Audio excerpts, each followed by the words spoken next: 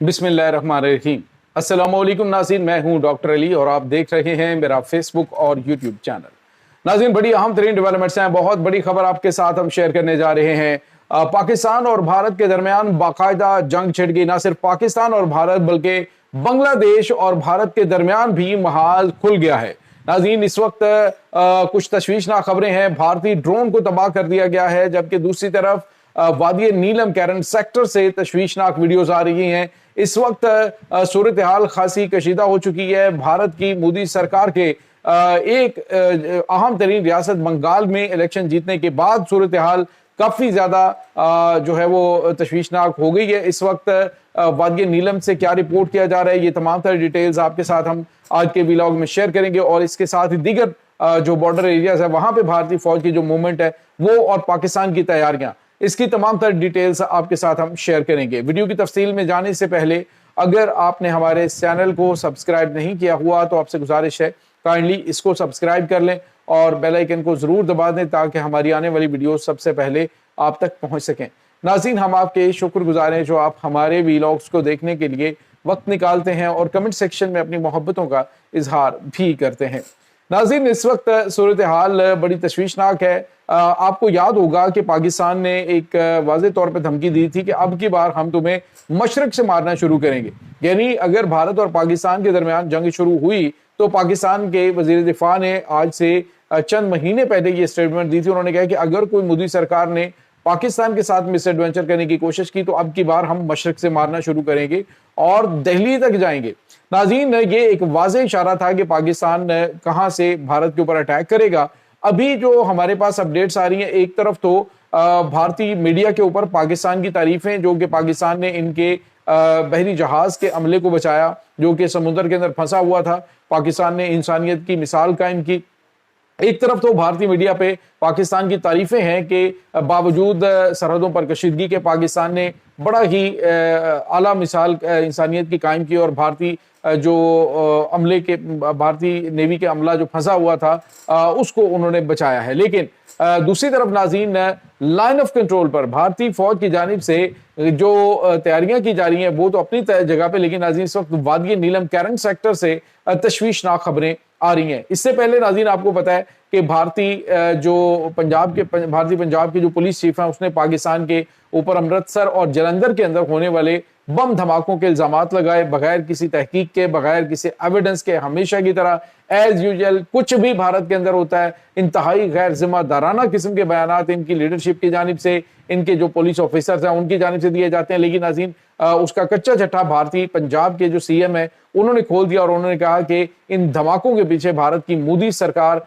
खुद है और पाकिस्तान की जानिब से ये खालिस्तान जो ग्रोह हैं उनकी जानिब से ये अटैक्स नहीं किए गए।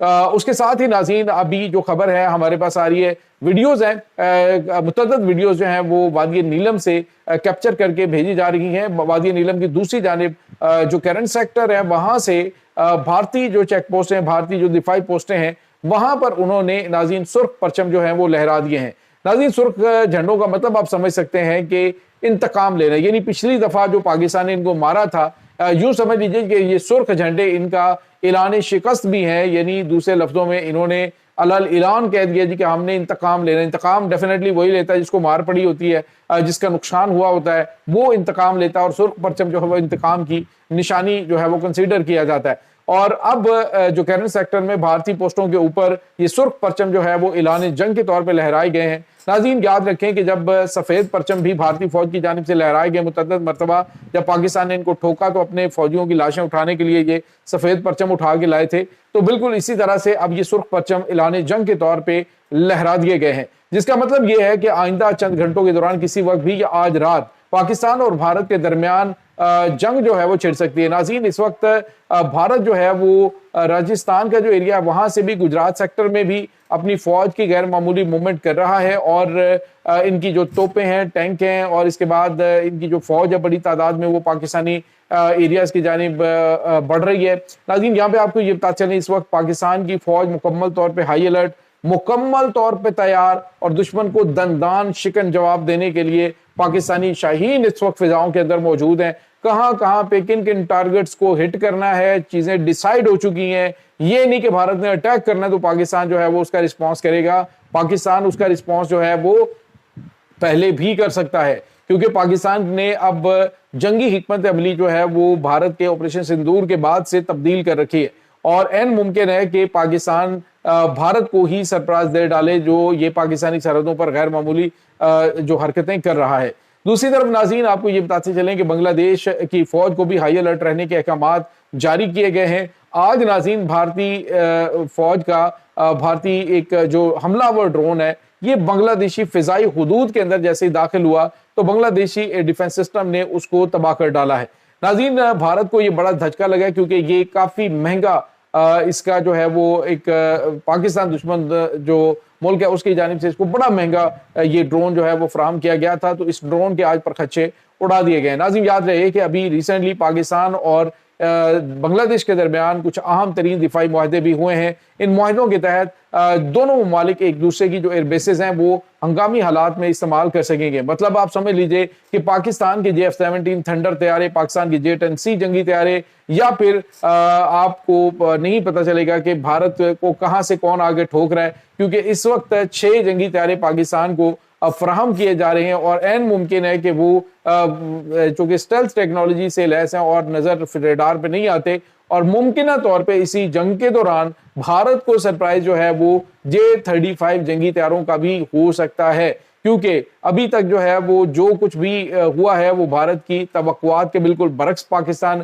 رسپانس دیتا ہے۔ بالکل ابھی بھی پاکستان نے یہی تیاریاں کر رکھی ہیں کہ بھارت کو بظاہر یہ نہیں پتا کہ پاکستان کے پاس یہ طیارے موجود ہیں، لیکن یہ چائنا سے اڑتے ہیں، کس وقت آگے بھارت کو ٹھوک دیتے ہیں، یا یہ بنگلہ دیش سے اڑتے ہیں تو بھارت کو جا کے ٹھوکتے ہیں، کچھ پتہ نہیں ہے۔ لیکن یہ بات یاد رکھیے گا کہ پاکستان اس وقت مکمل طور پہ ہائی الرٹ ہے، دشمن کی تمام حرکتوں کے اوپر نظر رکھے ہوئے، سیالکوٹ سیکٹر، کیرن سیکٹر، اسی طرح سے مقبوضہ جموں کشمیر کے ساتھ جتنے بھی سیکٹرز ایریا ہیں وہاں پر اس وقت کشیدگی عروج پہ پہنچی ہوئی ہے۔ بھارتی فوج کے وہاں پہ پختہ بنکرز بھی موجود ہیں، اور پاکستان نے لاسٹ ٹائم جب آپریشن سندور انہوں نے شروع کیا تھا تو پاکستان نے ان کے بنکرز بھی تباہ کیے تھے، اور ان پختہ بنکروں کو تباہ کر کے پاکستان نے میسج دیا تھا کہ تمہارے یہ جو اتنا عرصہ تم نے محنت کر کے بنکر بنائے ہیں ان کو ٹھوکنے اور تباہ کرنے کی صلاحیت پاکستان کے پاس موجود ہے۔ ناظرین یہاں پہ آپ کو یہ بھی بتاتے چلیں کہ کچھ اور ہمارے پاس اہم ترین ڈیولپمنٹ سامنے آ رہی ہیں۔ یہ ڈیولپمنٹ اس حوالے سے بڑی غیر معمولی ہیں کہ پاکستان کے پاس جو ہتھیار ہیں کچھ ہتھیار پہلی مرتبہ استعمال ہوں گے جو کہ پاکستانی فوج کے حوالے کیے جا چکے ہیں۔ ناظرین ترکی کی ٹیکنالوجی ہو چاہے چائنا کی یا پاکستان کا اپنا جو تباہ کن ہتھیار ہیں وہ اس وقت مکمل طور پہ ریڈی اور دشمن کو سرپرائز دینے کے لیے مکمل طور پہ تیار ہیں۔ ناظرین یہاں پہ آپ کو یہ بتاتے چلیں این ممکن ہے کہ بھارت کی جانب سے یہ جو حملہ ہے یہ 9 مئی کو کیا جائے۔ 9 مئی کو یہ اٹیک پاکستان کے اوپر کیا جا سکتا ہے، اس سے پہلے بھی کیا جا سکتا ہے، لیکن ابھی جو کشیدگی ہے وہ یہ بتا رہی ہے کہ شاید آج رات یا کل کسی لمحے بھی کوئی بڑی جنگ شروع ہو سکتی ہے۔ یہ ناظرین اس وقت تازہ ترین اپڈیٹس ہیں۔ اس تمام صورتحال کے بارے میں آپ کا کیا کہنا ہے کمنٹ سیکشن میں اپنے خیالات کا اظہار ضرور کیجیے گا۔ انشاءاللہ بہت جلد ملتے ہیں ایک نئی ویڈیو میں، تب تک کے لیے اپنا بہت سارا خیال رکھیے گا۔ اللہ حافظ۔